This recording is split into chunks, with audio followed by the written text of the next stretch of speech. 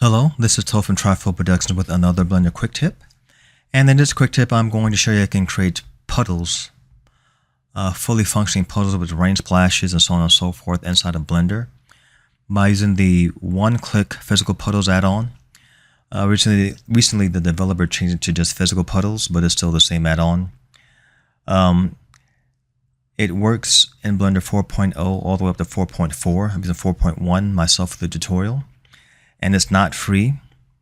It contains a free version which contains a node group that you can download for free and just install it yourself inside of Blender just to give it a test run. But the basic version of the add-on is $5.52. And for the pro version, it's $10, so it's not that bad, especially for what it can do.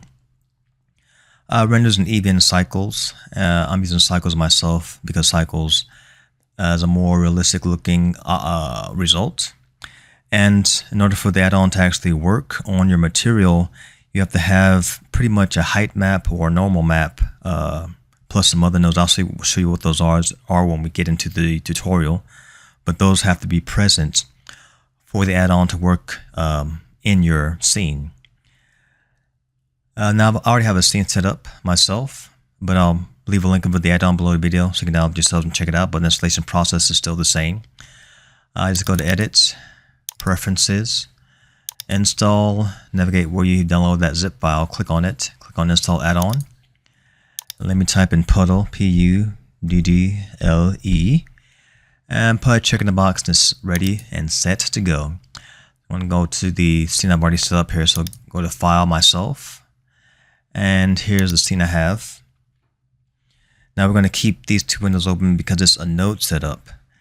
And I already have my material here, my model here, and it's already been subdivided. Let me press Tab on my keyboard, you can see it's been subdivided. And the good thing about the add-on, it doesn't have to have models that have been UV unwrapped. If you have a model that has not been UV unwrapped, which is what I have right here, it'll still work fine. Let's press Tab on our keyboard to get out of that, and let's change our render view. I'm going with Cycles, make sure I'm on Cycles, GPU, get that set up properly. And I'm going to click on that render tab there to change my viewport shading, and we can see that I have a kind of a cracked concrete material set up here. And the add-on is here. That's not part of it, it's just all here. Now if you're rendering it in Eevee, click on OCP Eevee. If it's Cycles, there's OCP Cycles. I'm using Cycles myself, but let me pull my view over here. When you want to move anything in the shader viewport, hold down your middle mouse button and just move your mouse physically around, and that'll move this viewport around here. But with my plane selected here, I'm going to click on OCP Cycles, left click on that, and that's my node setup. Now, as I said earlier, let me click on that. You have to have a roughness map, height map, or normal map. Either all three need to be available from your texture, or two out of three is also fine, but you have to have these present for this node setup to work. Now, here we're going to look at all the options that we have. We have puddle generator settings. We have a wet contact settings. I'm scrolling up with my mouse wheel. Just scroll up to zoom in, scroll down to zoom out. Hold to move. Middle mouse button, hold to move. We have advanced settings. Then we have water material, water ripples. So it's got a lot of settings to simulate puddles in Blender. But for some instant views, real-time views of puddles, let's go to puddle generator settings. Let's adjust this. Let's pull this down a little bit. I'll see the puddle starting to form. And pull this up, pull this down also. We have our puddles there. You can see that the drier parts or the lighter parts are dry and the darker parts are wet. You can increase the scale here. You can tell it changes the pattern of the water on the surface of our material there. Increase the detail, decrease it, increase the roughness or decrease that. And roughness in Blender, that is the reflective parts of your texture. Because right now, with the roughness here, if we increase it, it gets less shiny. If we decrease it, it gets more reflective. You can change the distortion here also. Give it a bit of a different look there. Pull that back down, make it look more like puddles. So that looks cool.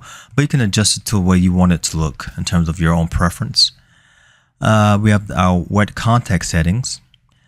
Now, contrast on the minimum, we can increase that to give us more of a defined looking. It's almost like the sun's come out and the puddles are starting to dry up. On the maximum, we can do the same thing. Adjust all that. Inside, water inside strength, you can adjust all that too. If you make it less, it fades the edges. You make it more, makes the edges sharper. Then we have advanced settings for vertex paints. Combine the factors and so on and so forth. If you want to use that, you can. And the wall material, we can actually make it darker, as you can tell, or make it lighter. Left click in that color tab, make it lighter, whatever your preference is. We can increase the puddle metallic, make it really shiny, or less shiny. Puddle specular, also with the sheen or the reflectiveness of our puddles here.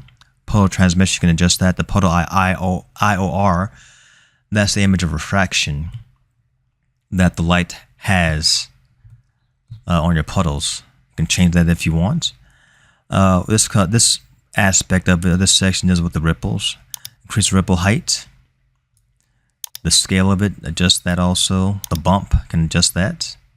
You can see it causing when we increase the bump, it actually spreads out the reflectiveness of the light shining on the puddles. But let's bring in Suzanne to get some more an idea of how the reflectiveness works on the puddles. Excuse me. So Shift A on our keyboard, Mesh, Monkey.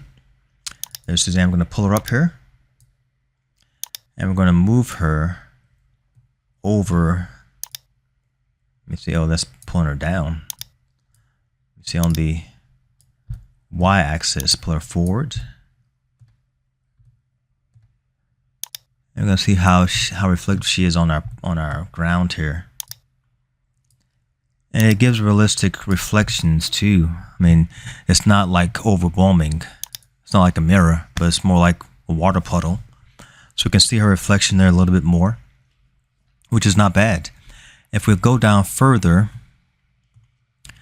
we can enable collision ripples. Right now it's on because it's on 1. If it's on 0, that means the collision ripples are off.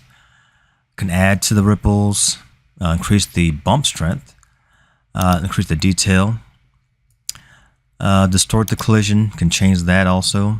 If we press play, because all this is animated, we press play, you can tell from the shimmering of the light there, of the reflection of the lights, it's moving. These are all, the water itself, the puddles are animated. It's just not a stiff, static image. It's an animated image of ripples on the surface of your plane there. So that's pretty cool. If we go down, we can change the time of the ripples, slow it down, adjust the collision, do that also. Rain splashes, we can increase that. It distorts the water even more. The rain splash strength on the ground, the strength on the water, increase or decrease the ring size. The splash size, you can adjust that. Inner radius, adjust that. Rain splashes time, adjust that. So it's got a lot of nice settings on there. And it also comes with rain. So if we click on, I think we're at the beginning of our timeline. Let's click on OC Rain. You can see the ripples in the water already. If we press play, yeah, it ripples. You can see all the ripples in the water happening.